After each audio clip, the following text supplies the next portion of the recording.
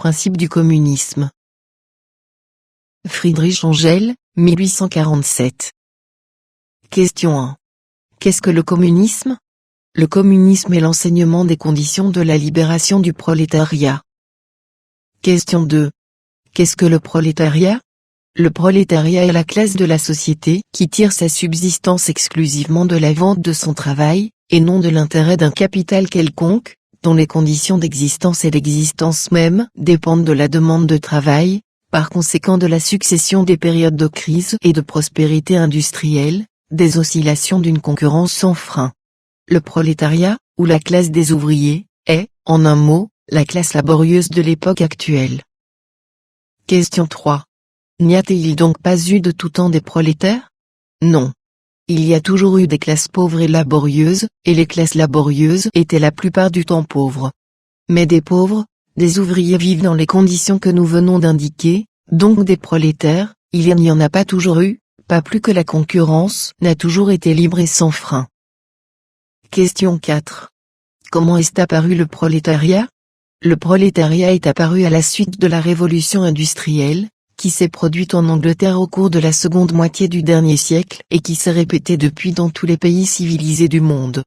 Cette révolution industrielle a été provoquée par l'invention de la machine à vapeur, des différentes machines à filer, du métier à tisser mécanique et de toute une série d'autres appareils mécaniques. Ces machines, qui étaient chères et que seuls, par conséquent, les gros capitalistes pouvaient se procurer, transformèrent complètement tout l'ancien mode de production et éliminèrent les anciens artisans, du fait qu'elles fabriquaient les marchandises mieux et à meilleur marché que les artisans ne pouvaient le faire avec leurs rouets et leurs instruments grossiers. C'est ce qui explique pourquoi l'introduction des machines mit complètement l'industrie aux mains des gros capitalistes et enleva toute valeur à la petite propriété artisanale, instruments, métiers, etc., de sorte que les capitalistes eurent bientôt tout entre leurs mains et que les ouvriers n'eurent plus rien. Le système de la fabrique fut d'abord introduit dans l'industrie de l'habillement. Puis la première impulsion une fois donnée, ce système s'étendit très rapidement à toutes les autres branches d'industrie, notamment à l'imprimerie, à la poterie, à la métallurgie. Le travail fut de plus en plus réparti entre les différents ouvriers, de telle sorte que l'ouvrier, qui faisait jusqu'alors un travail entier, ne fit plus désormais qu'une partie de ce travail.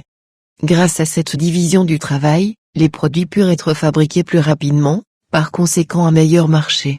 Elle réduisit l'activité de chaque ouvrier à un geste mécanique très simple, constamment répété, qui pouvait être fait non seulement aussi bien, mais même mieux par une machine. Toutes les branches de la production tombèrent l'une après l'autre sous la domination du machinisme et de la grande industrie, tout comme le tissage et le filage. Le résultat fut qu'elles tombèrent complètement entre les mains des gros capitalistes, et que les ouvriers y perdirent ce qui leur restait encore d'indépendance.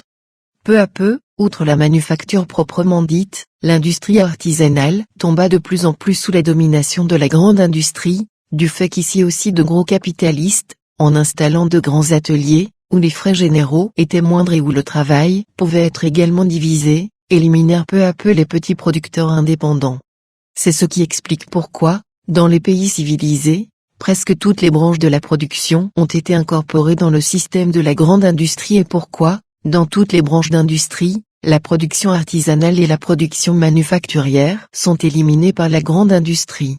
C'est ce qui explique également la ruine, de jour en jour plus prononcée, de l'ancienne classe moyenne, artisanale, la transformation complète de la situation des ouvriers et la constitution de deux nouvelles classes, qui englobent peu à peu toutes les autres, à savoir, 1. La classe des gros capitalistes, qui sont déjà, dans tous les pays civilisés, en possession exclusive de tous les moyens d'existence et des matières premières et instruments, machines, fabriques nécessaires à la production des moyens d'existence, c'est la classe des bourgeois, ou bourgeoisie. 2. La classe de ceux qui ne possèdent rien, et qui sont obligés de vendre leur travail aux bourgeois pour recevoir d'eux les moyens de subsistance nécessaires à leur entretien, c'est la classe des prolétaires, ou prolétariat. Question 5. Dans quelles conditions se réalise cette vente du travail des prolétaires à la bourgeoisie? Le travail est une marchandise comme une autre, et son prix est, par conséquent, fixé exactement d'après les mêmes lois que celui de toute autre marchandise. Le prix d'une marchandise, sous le règne de la grande industrie, ou de la libre concurrence, ce qui revient au même comme nous aurons l'occasion de le voir, est en moyenne toujours égal au coût de production de cette marchandise. Le prix du travail est donc, lui aussi, égal au coût de production du travail. Mais le coût de production du travail consiste précisément dans la quantité de moyens de subsistance nécessaires pour mettre l'ouvrier en état de continuer à travailler et ne pas laisser mourir la classe ouvrière. L'ouvrier ne recevra donc, pour son travail, que le minimum nécessaire dans ce but. Le prix du travail, ou le salaire, sera donc le minimum nécessaire à l'entretien de la vie. Comme les affaires sont tantôt bonnes, tantôt mauvaises, il recevra tantôt plus, tantôt moins, tout comme le fabricant recevrait tantôt plus, tantôt moins pour ses marchandises. Mais, de même que le fabricant, dans la moyenne des bonnes et des mauvaises affaires, ne reçoit pour ses marchandises ni plus ni moins que leur coût de production, de même l'ouvrier ne recevra, en moyenne, ni plus ni moins que ce minimum. Cette loi économique du salaire est appliquée d'autant plus sévèrement que la grande industrie pénètre plus fortement dans toutes les branches de la production. Partie 6. Quelle classe laborieuse y avait-il avant la révolution industrielle? Les classes laborieuses ont, selon les différentes phases de développement de la société, vécu dans des conditions différentes et occupé des positions différentes vis-à-vis des classes possédantes et dominantes. Dans l'Antiquité, les travailleurs étaient les esclaves des possédants, comme ils le sont encore dans un grand nombre de pays arriérés et même dans la partie méridionale des États-Unis d'Amérique. Au Moyen Âge, ils étaient les serfs de l'aristocratie foncière, comme ils le sont encore en Hongrie, en Pologne et en Russie. Au Moyen Âge et jusqu'à la Révolution industrielle, il y avait, en outre, dans les villes, des compagnons, qui travaillaient au service d'artisans petits bourgeois et, peu à peu, au fur et à mesure du développement de la manufacture, apparurent les ouvriers de manufacture qui étaient déjà occupés par de plus grands capitalistes. Question 7. Par quoi l'ouvrier se distingue-t-il de l'esclave? L'esclave est vendu une fois pour toutes. L'ouvrier doit se vendre chaque jour et même chaque heure. L'esclave isolé est propriété de son maître et il a, du fait même de l'intérêt de son maître, une existence assurée, si misérable qu'elle puisse être. Le prolétaire isolé est propriété, pour ainsi dire, de toute la classe bourgeoise. On ne lui achète son travail que quand on en a besoin, il n'a donc pas d'existence assurée. Cette existence n'est assurée qu'à la classe ouvrière tout entière, en tant que classe. L'esclavage est en dehors de la concurrence. Le prolétaire est en plein dans la concurrence et en subit toutes les oscillations. L'esclave est considéré comme une chose, non pas comme un membre de la société civile. Le prolétaire est reconnu en tant que personne, en tant que membre de la société civile. L'esclave peut donc avoir une existence meilleure que le prolétaire, mais ce dernier appartient à une étape supérieure du développement de la société, et il se trouve lui-même à un niveau plus élevé que l'esclave. Ce dernier se libère en supprimant, seulement de tous les rapports de la propriété privée, le rapport de l'esclavage, grâce à quoi il devient seulement un prolétaire. Le prolétaire, lui, ne peut se libérer qu'en supprimant la propriété privée elle-même. Question 8. Par quoi le prolétaire se distingue-t-il du serf? Le serf a la propriété et la jouissance d'un instrument de production, d'un morceau de terre, contre remise d'une partie de son produit ou en échange de certains travaux. Le prolétaire travaille avec des moyens de production appartenant à une autre personne, pour le compte de cette autre personne et contre réception d'une partie du produit. Le serf donne, le prolétaire reçoit. Le serf a une existence assurée, le prolétaire n'en a pas. Le serf se trouve en dehors de la concurrence, le prolétaire est placé dans les conditions de la concurrence. Le serf se libère, soit en se réfugiant dans les villes et en y devenant artisan, soit en donnant à son maître de l'argent au lieu de travail et de produit, et en devenant un fermier libre, soit en chassant son seigneur féodal et en devenant lui-même propriétaire, bref, en entrant d'une façon ou de l'autre dans la classe possédante, et dans la concurrence. Le prolétaire se libère en supprimant la concurrence elle-même, la propriété privée et toutes les différences de classe. Question 9. Par quoi le prolétaire se distingue-t-il de l'artisan? Le manuscrit d'Angèle réserve en blanc la place pour cette réponse. Question 10. Par quoi le prolétaire se distingue-t-il de l'ouvrier de manufacture? L'ouvrier de manufacture du XVIe au XVIIIe siècle avait encore presque partout en sa possession un instrument de travail, son métier à tisser, son rouet pour sa famille, un petit champ qu'il cultivait pendant ses heures de loisirs. Le prolétaire n'a rien de tout cela. L'ouvrier de manufacture vit presque toujours à la campagne et entretient des rapports plus ou moins patriarcaux avec son propriétaire ou son employeur. Le prolétaire vit dans les grandes villes et n'a avec son employeur qu'un simple rapport d'argent. L'ouvrier de manufacture est arraché par la grande industrie à ses rapports patriarcaux, perd la petite propriété qui lui restait encore et c'est alors qu'il devient un prolétaire. Question 11. Quelles furent les conséquences directes de la révolution industrielle et de la division de la société en bourgeois et prolétaires? Premièrement, le vieux système de la manufacture ou de l'industrie reposant sur le travail manuel fut complètement détruit, par suite de la diminution des prix des produits industriels réalisés dans tous les pays à la suite de l'introduction du machinisme. Tous les pays semi-barbares, qui étaient restés jusque-là plus ou moins en dehors du développement historique et dont l'industrie avait reposé sur le système de la manufacture, furent violemment arrachés à leur isolement. Ils achetèrent les marchandises anglaises à bon marché et laissèrent mourir de faim leurs propres ouvriers de manufacture. C'est ainsi que des pays, qui n'avaient réalisé aucun progrès depuis des siècles, tels que l'Inde, furent complètement révolutionnés et que la Chine elle-même va maintenant au-devant d'une révolution. L'invention d'une nouvelle machine en Angleterre peut avoir pour résultat de condamner à la famine, en l'espace de quelques années, des millions d'ouvriers chinois. De cette manière, la grande industrie a relié les uns aux autres tous les peuples de la Terre, transformé tous les marchés locaux en un vaste marché mondial, préparé par tout le terrain au progrès et à la civilisation et fait en sorte que tout ce qui se passe dans les pays civilisés doit nécessairement exercer ses répercussions sur tous les autres pays. De sorte que si, maintenant, les ouvriers se libèrent en Angleterre ou en France, cela doit entraîner comme conséquence dans tous les autres pays des révolutions qui, tôt ou tard, aboutiront, là aussi, à la libération des ouvriers. Deuxièmement, la révolution industrielle, partout où la grande industrie a remplacé la production manufacturière, a eu pour résultat un développement extraordinaire de la bourgeoisie, de ses richesses et de sa puissance, et a fait d'elle la première classe de la société. En conséquence, partout où cela s'est produit, la bourgeoisie s'est emparée du pouvoir politique et a évincé les classes jusque-là dominantes, l'aristocratie et les maîtres de corporation, ainsi que la monarchie absolue qui les représentait toutes deux. La bourgeoisie anéantit la puissance de l'aristocratie, de la noblesse, en supprimant les majorats, c'est-à-dire l'inaliénabilité de la propriété foncière, ainsi que tous les privilèges féodaux.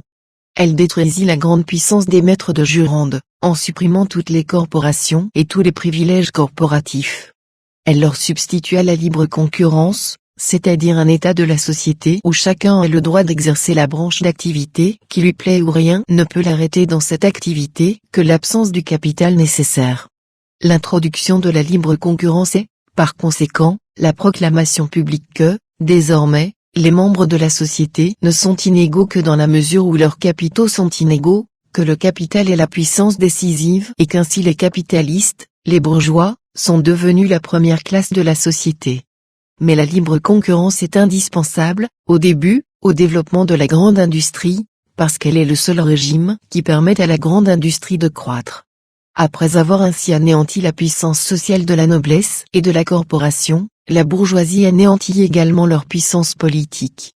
Devenue la première classe au point de vue économique, elle se proclame également la première classe au point de vue politique.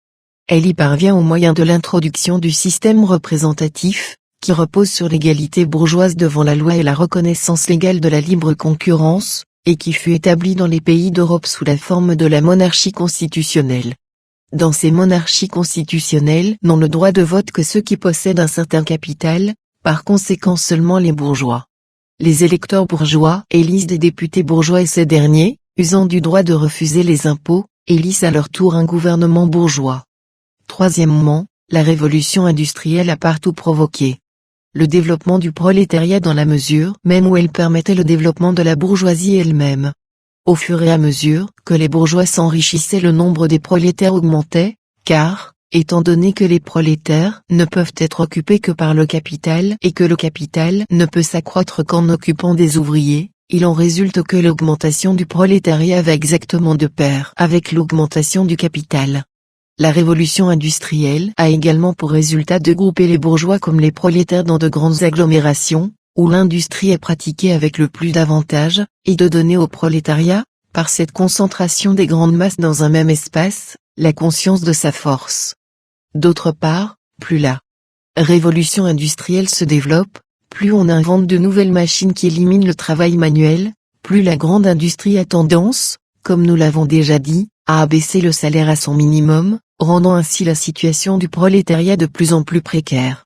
La révolution industrielle prépare ainsi, du fait du mécontentement croissant du prolétariat, d'une part, et du fait du développement de sa puissance, d'autre part, une révolution sociale que conduira le prolétariat. Question 12. Quelles furent les autres conséquences de la révolution industrielle? La grande industrie créa, avec la machine à vapeur et autres machines, les moyens d'augmenter rapidement, à peu de frais jusqu'à l'infini la production industrielle. La libre concurrence imposée par cette grande industrie prit rapidement, à cause de cette facilité de la production, un caractère extrêmement violent. Un nombre considérable de capitalistes se jetèrent sur l'industrie, et bientôt on produisit plus qu'on ne pouvait consommer. La conséquence fut que les marchandises fabriquées ne trouvèrent pas preneur et que survint ce qu'on appelle une crise commerciale. Les usines durent arrêter le travail, les fabricants firent faillite et les ouvriers furent condamnés à la famine. Il en résulta partout une grande misère. Au bout de quelque temps, les produits superflus vendus, les usines commencèrent de nouveau à travailler, les salaires augmentèrent et, peu à peu, les affaires marchèrent mieux que jamais. Mais pas pour longtemps, car, de nouveau, on produisit trop de marchandises et une nouvelle crise se produisit, qui prit exactement le même cours que la précédente. C'est ainsi que, depuis le début de ce siècle, l'état de l'industrie a constamment oscillé entre des périodes de prospérité et des périodes de crise, et presque régulièrement, tous les 5 ou 7 ans, une crise semblable s'est produite, entraînant chaque fois une grande misère pour les ouvriers, une agitation révolutionnaire générale, et un extrême danger pour tout le régime existant. Question 13. Quelles sont les conséquences de ces crises commerciales se reproduisant à intervalles réguliers?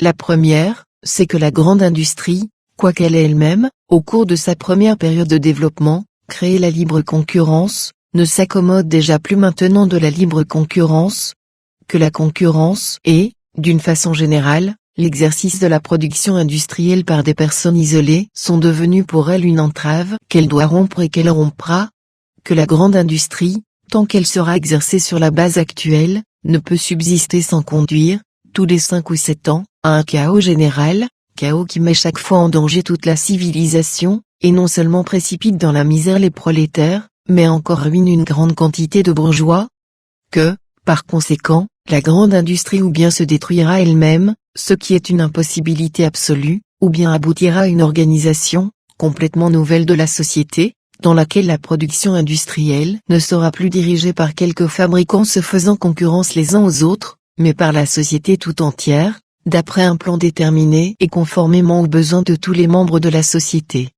Deuxièmement, la grande industrie et l'extension de la production à l'infini qu'elle rend possible permettent l'avènement d'un régime social dans lequel on produira une telle quantité de moyens de subsistance que chaque membre de la société aura désormais la possibilité de développer et d'employer librement ses forces et ses facultés particulières, de telle sorte que cette même propriété de la grande industrie qui, dans la société actuelle, crée la misère et toutes les crises commerciales, supprimera dans une autre organisation sociale cette misère et ces crises.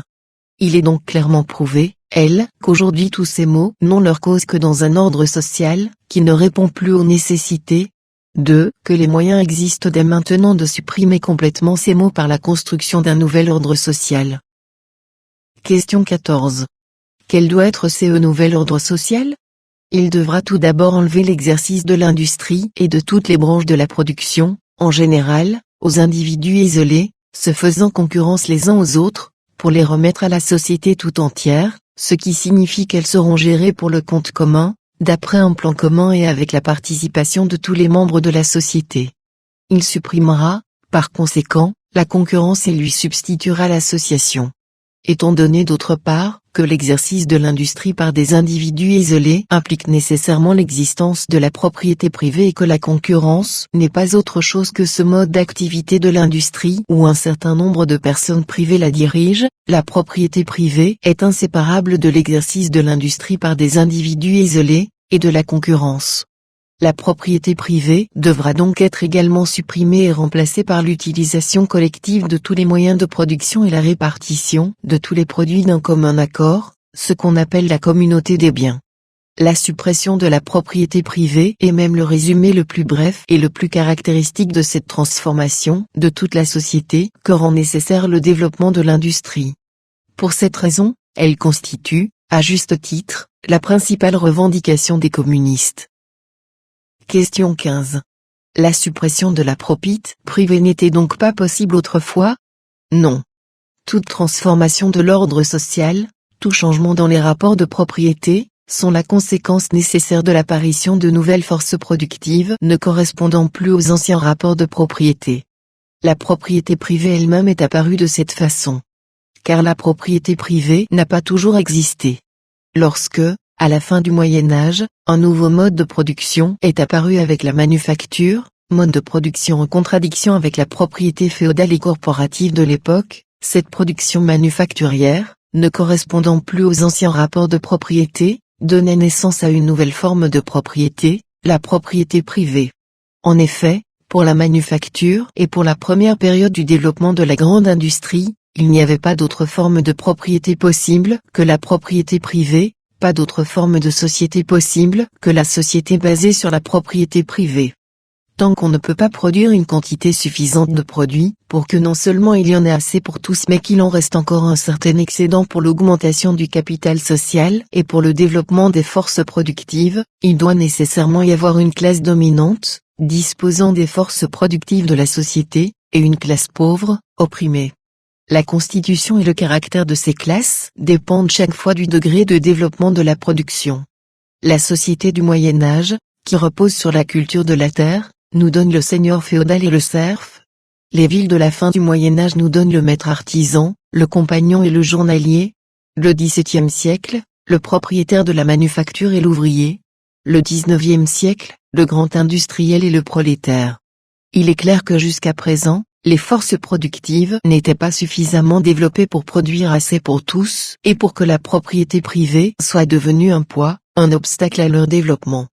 Mais aujourd'hui, ou par suite du développement de la grande industrie, il s'est constitué des capitaux et des forces productives d'une ampleur encore inconnue jusqu'ici, et où les moyens existent d'augmenter rapidement jusqu'à l'infini ces forces productives. Où ces forces productives sont concentrées dans les mains d'un petit nombre de bourgeois, tandis que la grande masse du peuple est de plus en plus rejetée dans le prolétariat et que sa situation devient plus misérable et plus insupportable à mesure que les richesses de bourgeois augmentent. Où ces forces productives puissantes, se multipliant avec une telle facilité, ont tellement dépassé le cadre de la propriété privée et du régime bourgeois qu'elles provoquent à chaque instant les troubles les plus considérables dans l'ordre social. Aujourd'hui donc, la suppression de la propriété privée est devenue non seulement possible, mais même absolument nécessaire. Question 16. La suppression de la propriété privée est-elle possible par la voie pacifique? Il serait souhaitable qu'il pût en être ainsi, et les communistes seraient certainement les derniers à s'en plaindre. Les communistes savent trop bien que toutes les conspirations sont, non seulement inutiles, mais même nuisibles. Ils savent trop bien que les révolutions ne se font pas arbitrairement et par décret, mais qu'elles furent partout et toujours la conséquence nécessaire de circonstances absolument indépendantes de la volonté et de la direction de partis déterminés et de classes entières. Mais ils voient également que le développement du prolétariat se heurte dans presque tous les pays civilisés à une répression brutale, et qu'ainsi les adversaires des communistes travaillent eux-mêmes de toutes leurs forces pour la révolution. Si tout cela pousse finalement le prolétariat opprimé à la révolution, nous, communistes, nous défendrons alors par l'action, aussi fermement que nous le faisons maintenant par la parole, la cause des prolétaires. Question 17. La suppression de la propriété privée est-elle possible d'un seul coup? Non, pas plus qu'on ne peut accroître d'un seul coup les forces productives déjà existantes dans une mesure telle qu'on puisse établir une économie collective du jour au lendemain. La révolution prolétarienne, dont tout indique qu'elle approche, ne pourra par conséquent que transformer peu à peu la société actuelle et ne pourra supprimer complètement la propriété privée que quand on aura créé la quantité nécessaire de moyens de production. Question 18. Quel cours prendra cette révolution? Elle établira tout d'abord un régime démocratique et, par là même, directement ou indirectement, la domination politique du prolétariat. Directement en Angleterre, où les prolétaires constituent déjà la majorité du peuple. Indirectement en France et en Allemagne, où la majorité du peuple est composée non seulement de prolétaires, mais aussi de petits paysans et de petits bourgeois qui ne sont encore qu'en voie de prolétarisation, qui dépendent, en ce qui concerne la satisfaction de leurs intérêts politiques, de plus en plus du prolétariat, et qui devront, par conséquent, se rallier rapidement à ces revendications. Cela nécessitera peut-être une nouvelle lutte, mais qui ne peut se terminer que par la victoire du prolétariat. La démocratie ne serait d'aucune utilité pour le prolétariat s'il ne l'utilisait pas immédiatement pour prendre des mesures étendues comportant une atteinte directe à la propriété privée et assurant l'existence du prolétariat. Les plus importantes de ces mesures, telles qu'elles découlent nécessairement des conditions présentes, sont les suivantes. 1. Limitation de la propriété privée au moyen d'impôts progressifs, de forts impôts sur la succession, suppression du droit de succession en ligne collatérale, frères, neveux, etc., etc., emprunt forcé, etc. 2. Expropriation progressive des propriétaires fonciers, des industriels, des propriétaires de chemins de fer et armateurs, en partie au moyen de la concurrence de l'industrie d'État, en partie directement contre indemnité en assignat. 3. Confiscation des biens de tous les émigrés et rebelles insurgés contre la majorité du peuple.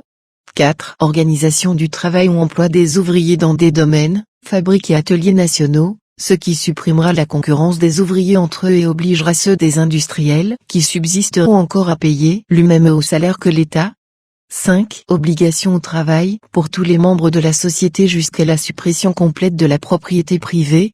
Constitution d'armées industrielles, particulièrement pour l'agriculture.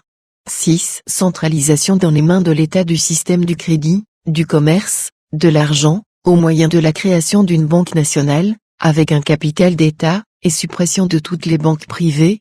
7. Multiplication des fabriques nationales, des ateliers, chemins de fer, navires, défrichement de toutes les terres et amélioration des terres déjà cultivées au fur et à mesure de l'augmentation des capitaux et du nombre des travailleurs dont dispose le pays.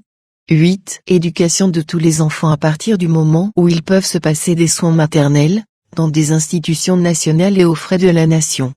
Éducation et travail industriel. 9. Construction de grands palais sur les domaines nationaux pour servir d'habitation à des communautés de citoyens occupés dans l'industrie ou l'agriculture, et unissant les avantages de la vie citadine à ceux de la vie à la campagne, sans avoir leurs inconvénients. 10. Destruction de toutes les habitations et quartiers insalubres et mal construits. 11. Droit de succession égal aux enfants légitimes et non légitimes. 12. Concentration de tous les moyens de transport dans les mains de l'État. Toutes ces mesures ne pourront naturellement pas être appliquées d'un seul coup. Mais chacune entraîne nécessairement la suivante. Une fois portée la première atteinte radicale à la propriété privée, le prolétariat se verra obligé d'aller toujours de l'avant et de concentrer de plus en plus dans les mains de l'État tout le capital, l'agriculture et l'industrie, les transports et les échanges. C'est le but que poursuivent toutes ces mesures.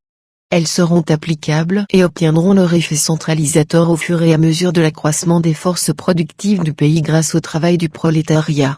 Enfin, quand tout le capital, toute la production et tous les échanges seront concentrés dans les mains de l'État, la propriété privée tombera d'elle-même, l'argent deviendra superflu, et la production sera augmentée et les hommes transformés à tel point qu'on pourra également supprimer les derniers rapports de l'ancienne société.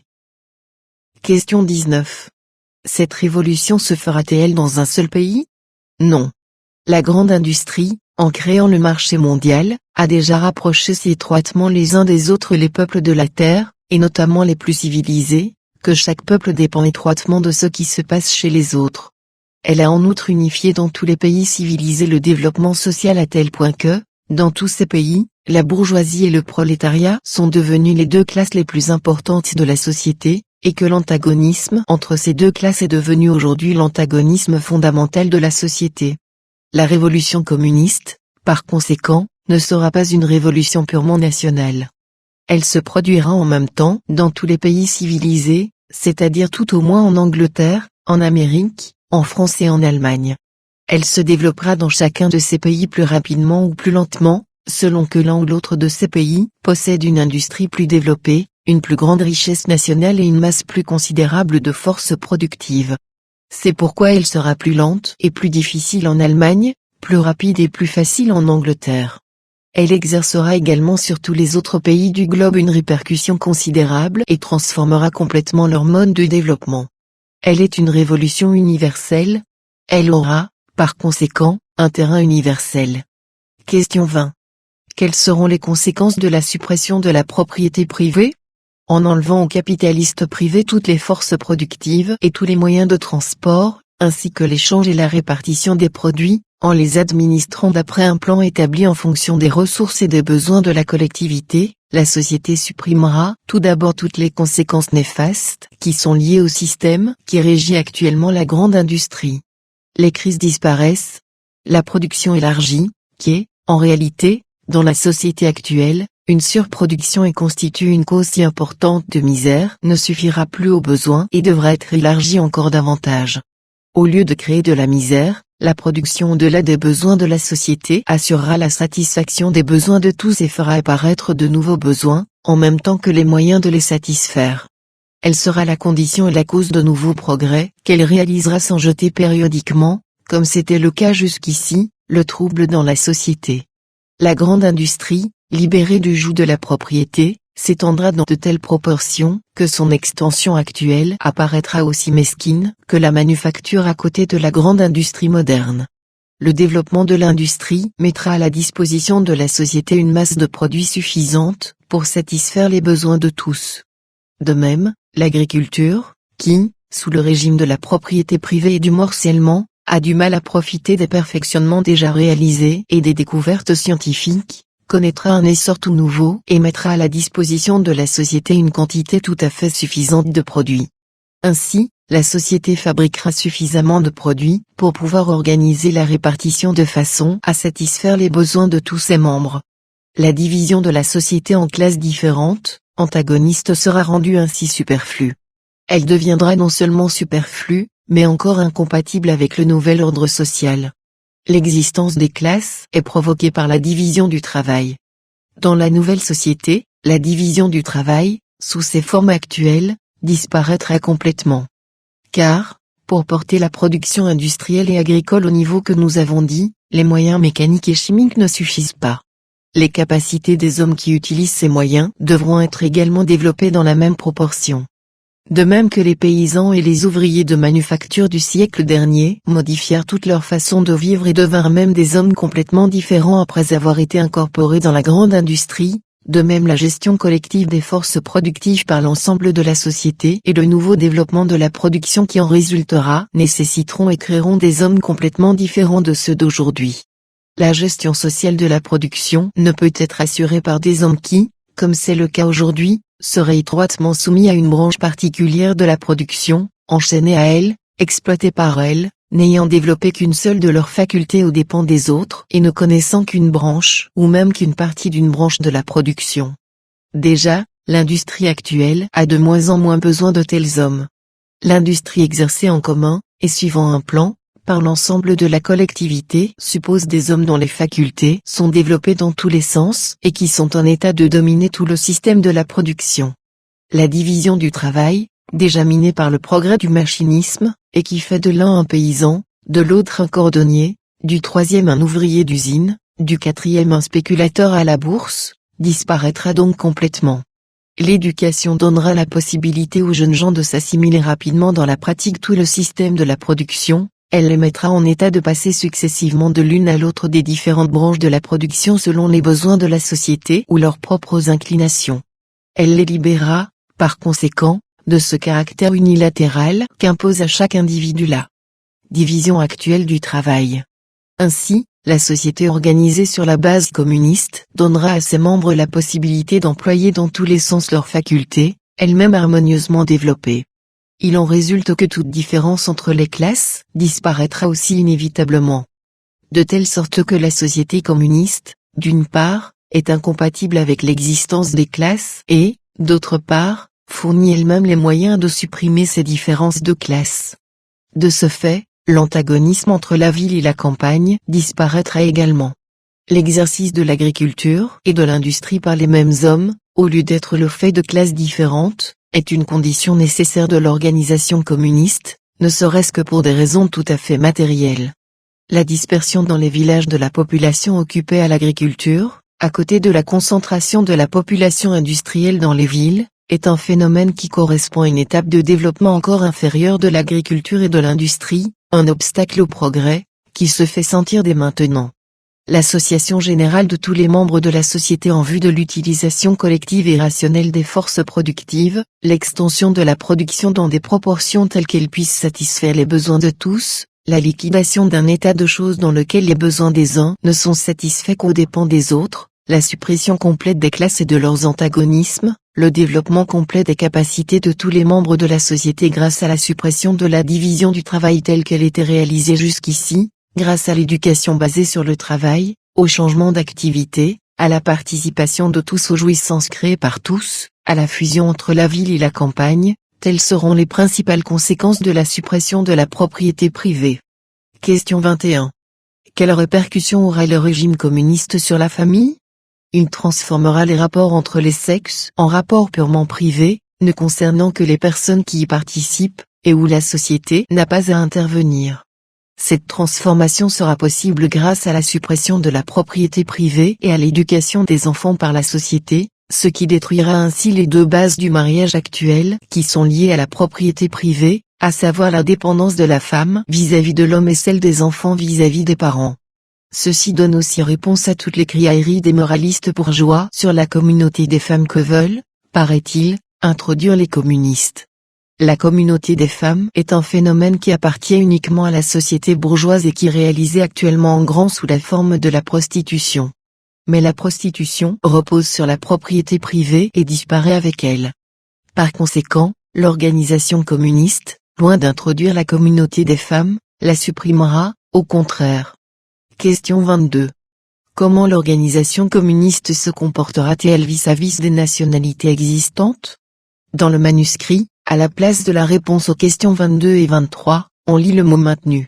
Ce qui signifie, vraisemblablement, qu'il faut conserver la réponse telle qu'elle était formulée dans un des projets préliminaires de programme de la Ligue des communistes qui ne sont pas parvenus jusqu'à nous. Question 23. Comment se comportera-t-elle vis-à-vis des religions existantes? Maintenu. Question 24. En quoi les communistes se différencient-ils des socialistes? Ceux qu'on appelle les socialistes se divisent en trois catégories. La première est composée de partisans de la société féodale et patriarcale, qui a été détruite et est détruite tous les jours par la grande industrie, le commerce mondial et la société bourgeoise créée par l'une et par l'autre. Cette catégorie de socialistes tire des mots de la société actuelle cette conclusion qu'il faut rétablir la société féodale et patriarcale puisqu'elle ignorait ces mots. Toutes leurs propositions tendent, directement ou indirectement, à ce but. Cette catégorie de socialistes réactionnaires seront toujours, malgré leur feinte compassion pour la misère du prolétariat et les larmes qu'ils versent à ce sujet, combattus énergiquement par les communistes, car, ils se proposent un but impossible à atteindre. 2. Ils s'efforcent de rétablir la domination de l'aristocratie, des maîtres de corporation et des manufacturiers avec leur suite de rois absolus ou féodaux, de fonctionnaires, des soldats et de prêtres, une société qui, certes, ne comporte pas les maux de la société actuelle, mais qui en comporte tout au moins autant, et ne présente même pas la perspective de la libération, grâce au communisme, des ouvriers opprimés. 3. Ils montrent leur véritable sentiment chaque fois que le prolétariat devient révolutionnaire et communiste, ils s'allient alors immédiatement avec la bourgeoisie contre le prolétariat. La deuxième catégorie se compose de partisans de la société actuelle, auxquels les mots provoqués nécessairement par elle inspirent des craintes quant au maintien de cette société. Ils s'efforcent donc de maintenir la société actuelle, mais en supprimant les mots qui lui sont liés. Dans ce but, les uns proposent de simples mesures de charité, les autres des plans grandioses de réforme qui, sous prétexte de réorganiser la société, n'ont d'autre but que le maintien des bases de la société actuelle et, par conséquent, le maintien de cette société elle-même. Les communistes devront également combattre avec énergie ces socialistes bourgeois, parce qu'ils travaillent en réalité pour les ennemis des communistes et défendent la société que les communistes se proposent précisément de renverser. La troisième catégorie, enfin, se compose des socialistes démocrates. Ceux-ci dont la route rejoint celle des communistes, veulent voir réaliser une partie des mesures indiquées plus haut. Il s'agit de la question 18 NR, mais non pas comme un moyen de transition vers le communisme comme un moyen suffisant pour supprimer la misère et les maux de la société actuelle. Ces socialistes démocrates sont, soit des prolétaires qui ne sont pas suffisamment éclairés sur les conditions de la libération de leur classe, soit des représentants de la petite bourgeoisie, c'est-à-dire d'une classe qui, jusqu'à la conquête de la démocratie et la réalisation des mesures socialistes qui en résulteront, a sous beaucoup de rapports les mêmes intérêts que les prolétaires. C'est pourquoi les communistes s'entendront avec eux au moment de l'action et devront autant que possible mener avec eux une politique commune, dans la mesure toutefois où ces socialistes ne se mettront pas au service de la bourgeoisie au pouvoir et n'attaqueront pas les communistes. Bien entendu, ces actions communes n'excluent pas la discussion des divergences qui existent entre eux et les communistes. Question 25. Quelle doit être l'attitude des communistes vis-à-vis des autres partis politiques? Cette attitude sera différente selon les différents pays. En Angleterre, en France et en Belgique, où domine la bourgeoisie, les communistes ont pour le moment des intérêts communs avec les différents partis démocratiques, intérêts d'autant plus grands que les démocrates se rapprochent davantage, dans les mesures socialistes qu'ils défendent maintenant partout, du but communiste, c'est-à-dire plus ils défendent nettement et fermement les intérêts du prolétariat, et plus ils s'appuient sur ce dernier. En Angleterre, par exemple, le mouvement chartiste, composé d'ouvriers, est beaucoup plus près des communistes que les petits bourgeois démocrates ou les soi-disant radicaux. En Amérique où la Constitution démocratique a été introduite, les communistes devront s'allier au parti qui veut tourner cette Constitution contre la bourgeoisie et l'utiliser dans l'intérêt du prolétariat, c'est-à-dire aux réformateurs nationaux agrariens. En Suisse, les radicaux, quoiqu'ils soient eux-mêmes un parti très mêlé, sont cependant les seuls avec qui les communistes puissent marcher, et parmi ces radicaux, les plus avancés sont les Vaudois et les Genevois. En Allemagne, enfin, la lutte décisive se prépare entre la bourgeoisie et la monarchie absolue. Mais comme les communistes ne peuvent compter sur une lutte décisive entre eux et la bourgeoisie, tant que celle-ci n'aura pas conquis le pouvoir, il est de l'intérêt des communistes d'aider la bourgeoisie à conquérir le plus rapidement possible le pouvoir, pour la renverser ensuite le plus rapidement possible. Par conséquent, les communistes doivent soutenir constamment les libéraux bourgeois contre les gouvernements absolutistes, tout en se gardant bien de partager les illusions des bourgeois et d'ajouter foi à leurs promesses séduisantes sur les conséquences bienheureuses qui résulteront pour le prolétariat de la victoire de la bourgeoisie.